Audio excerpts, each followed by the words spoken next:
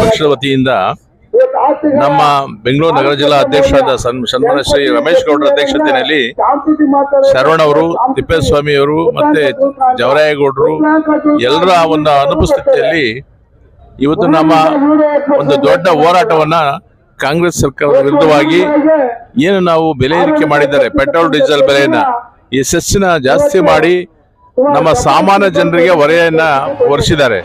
ಇದರ ಪ್ರತಿಭಟನೆಯಾಗಿ ಇವತ್ತು ನಾವು ಸಾಂಕೇತಿಕವಾಗಿ ಇವತ್ತು ಸರ್ಕಾರ ವಿರುದ್ಧ, ಈ ಭ್ರಷ್ಟಾಚಾರದ ವಿರುದ್ಧ, ಬೆಲೆ ಏರಿಕೆ ವಿರುದ್ಧ ಏನು ನಾವು ಹಾಕೊಂಡಿದ್ದಾರೆ ಸರ್ಕಾರ, ಅದ್ರ ವಿರುದ್ಧವಾಗಿ ತಕ್ಷಣದಿಂದ ಆ ಬೆಲೆ ಏರಿಕೆಯನ್ನು ಕಡಿಮೆ ಮಾಡಬೇಕು. ಸಾಮಾನ್ಯ ಜನರು ಈ ರಾಜ್ಯದಲ್ಲಿ ಬದುಕುವಂತ ಕೆಲಸವನ್ನ ಮಾಡಿಕೊಡ್ಬೇಕು.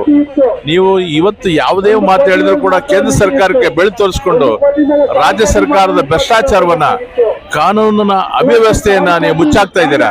ಇದನ್ನ ನಾವು ಹೋಗ್ಲಾಡಿಸ್ಬೇಕು ಅಂದ್ರೆ ಈಗಾಗಲೇ ನಿಮ್ಗೆ ಲೋಕಸಭೆ ಚುನಾವಣೆಯಲ್ಲಿ ನಿಮಗೆ ಯಾವ ರೀತಿ ಬುದ್ಧಿ ಕಲಿಸಿದಾರೆ ಜನ ಅನ್ನೋದು ಈಗಾಗಲೇ ಗೊತ್ತಿದೆ. ಸರ್ಕಾರದ ವಿರುದ್ಧವಾಗಿ ಈಗ ಜನ ಮತ ಹಾಕ್ತಾ ಇದ್ದಾರೆ. ಆ ದೃಷ್ಟಿಯಿಂದ ಇವತ್ತು ತಕ್ಷಣದಿಂದ ನೀವು ಏನಾದ್ರೂ ಈ ಬೆಲೆಯನ್ನ ಕಡಿಮೆ ಮಾಡ್ತಿದ್ರೆ, ಈಗಾಗಲೇ ನಮ್ಮ ದೇವೇಗೌಡರು ಮತ್ತೆ ನಮ್ಮ ಮುಖ್ಯಮಂತ್ರಿ, ಮಾಜಿ ಮುಖ್ಯಮಂತ್ರಿ ಆದ ಕುಮಾರಸ್ವಾಮಿ ಅವರು ಈಗೇನು ನಮ್ಮ ದೇಶದಲ್ಲಿ ಉಕ್ಕು ಮತ್ತು ನಮ್ಮ ಬೃಹತ್ ಕೈಗಾರಿಕೆ ಮಂತ್ರಿಗಳಾಗಿದ್ದಾರೆ, ಅವಾಗಲೇ ನಮಗೆ ಲೈಸೆನ್ಸ್ ಕೊಟ್ಟಿದ್ದಾರೆ. ನಾವು ತಕ್ಷಣದಿಂದ ನಾವು ಅವರು ಬೆಲೆ ಏರಿಕೆ ಕಡಿಮೆ ಮಾಡದೇ ಇದ್ರೆ ಪ್ರತಿ ಜಿಲ್ಲೆಯಲ್ಲಿ, ಪ್ರತಿ ತಾಲೂಕಿನಲ್ಲಿ ನಾವು ಉಗ್ರ ಹೋರಾಟವನ್ನ ರಾಜ್ಯಾದ್ಯಂತ ಮಾಡಿ ಈ ಒಂದು ಸರ್ಕಾರದ ವಿರುದ್ಧ ನಾವು ಪ್ರತಿಭಟನೆ ಮಾಡೋದಕ್ಕೆ ನಾವು ಮುಂದೆ ಹೋಗ್ತೀವಿ. ತಕ್ಷಣ ನಾವು ಆಗ್ರಹ ಮಾಡ್ತಾ ಇರೋದೇನಂದ್ರೆ ಕರ್ನಾಟಕದಲ್ಲಿರ್ತಕ್ಕಂಥ ಕಾಂಗ್ರೆಸ್ ಸರ್ಕಾರ ಆಗಿ ತಕ್ಷಣದಿಂದ ಬೆಲೆ ಏರಿಕೆಯನ್ನು ಕಡಿಮೆ ಮಾಡಲೇಬೇಕು. ಇಲ್ಲ ಅಂತಂದ್ರೆ ನಮ್ಮ JDS ಪಕ್ಷ ರಾಜ್ಯದಾದ್ಯಂತ ದೊಡ್ಡ ಹೋರಾಟವನ್ನ ಇವತ್ತಿಂದ ಪ್ರಾರಂಭ ಮಾಡ್ತೀವಿ. ಆದಷ್ಟು ಬೇಗ ಇದಕ್ಕೆ ತೀರ್ಮಾನವನ್ನ ಏನು ಸಿದ್ದರಾಮಯ್ಯ ಮುಖ್ಯಮಂತ್ರಿ ಇದ್ದ ತಕ್ಷಣವಾಗಿ ಇದರ ಬಗ್ಗೆ ಯೋಚನೆ ಮಾಡಿ ಬೆಲೆಯನ್ನು ಕಡಿಮೆ ಮಾಡಬೇಕು. ಇಲ್ಲ ಅಂತಂದ್ರೆ ತಕ್ಷಣದಿಂದ ನಾವು ಮುಂದೆ ಬರುವ ದಿನಗಳಲ್ಲಿ ಆ ಕಷ್ಟಗಳನ್ನ ನೀವೇ ಅನುಭವಿಸಬೇಕಾಗುತ್ತೆ.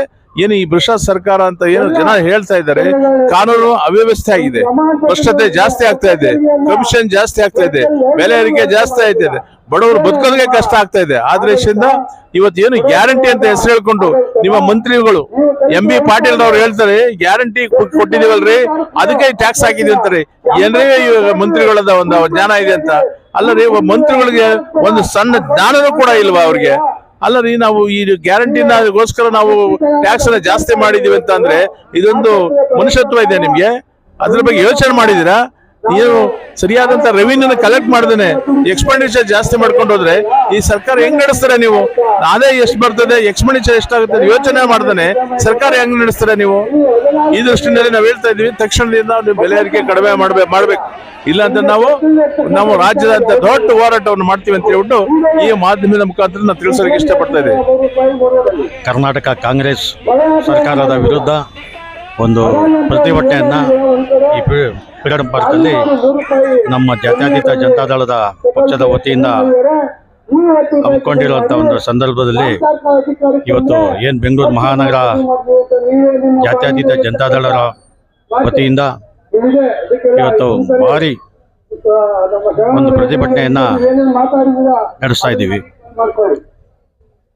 ಇದಕ್ಕೆ ಯಾತಕ್ಕೋಸ್ಕರ ಈ ಪ್ರತಿಭಟನೆ ನಡೆಸ್ತಾ ಇದ್ದೀವಿ ಅಂದ್ರೆ, ಈ ಒಂದು ಕಾಂಗ್ರೆಸ್ ಸರ್ಕಾರ ಬಂದ ಮೇಲೆ ಇವರು ಪ್ರತಿಯೊಂದು ಬೆಲೆಗಳನ್ನು ಏರಿಕೆ ಮಾಡಿ ಜನ ಜೀವನ ಮಾಡೋದಕ್ಕೆ ಕಷ್ಟ ಆಗಿದೆ. ಆ ರೀತಿಯಲ್ಲಿ ಬಹಳ ಕಷ್ಟ ಜನಕ್ಕೆ. ಆ ಒಂದು ಈಗ ಕರೆಂಟು, ನೀರು ಎಲ್ಲ ಬಿಲ್ಗಳು ಜಾಸ್ತಿ ಮಾಡಿದ್ರು. ಜೊತೆಗೀಗ ಪೆಟ್ರೋಲು, ಡೀಸೆಲ್ಲು ಇವು ಸಹ ಜಾಸ್ತಿ ಮಾಡಿದ್ದಾರೆ. ಇನ್ನು ಮುಂದೆ ಏನೇನು ಮಾಡ್ತಾರೆ ಅವರು?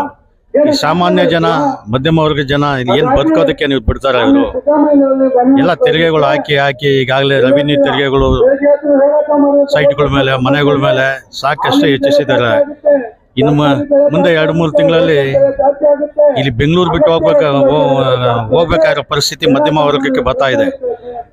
ಇದನ್ನೆಲ್ಲ ಇವ್ರು ಏನೇನು ಬೆಲೆ ಏರಿಕೆ ಮಾಡಿದ್ದಾರೆ ಅದೆಲ್ಲ ಖಂಡಿಸಿ ಮೊನ್ನೆ ಮಾಡಿರುವಂಥ ಪೆಟ್ರೋಲ್ ಮತ್ತು ಡೀಸೆಲ್ ಬೆಲೆ ಕಮ್ಮಿ ಮಾಡಬೇಕು ಅಂತೇಳಿ ನಾವು ಜಾತ್ಯತೀತ ಜನತಾದಳದ ಪಕ್ಷದ ವತಿಯಿಂದ ನಾವು ಈ ಬೆಂಗಳೂರು ಮಹಾನಗರದ ಎಲ್ಲ ಮುಖಂಡರುಗಳು, ಕಾರ್ಯಕರ್ತರುಗಳು ಎಲ್ಲ ಸೇರಿ ಉಗ್ರವಾದಂಥ ಒಂದು ಪ್ರತಿಭಟನೆ ಮಾಡ್ತಾ ಇದ್ದೀವಿ.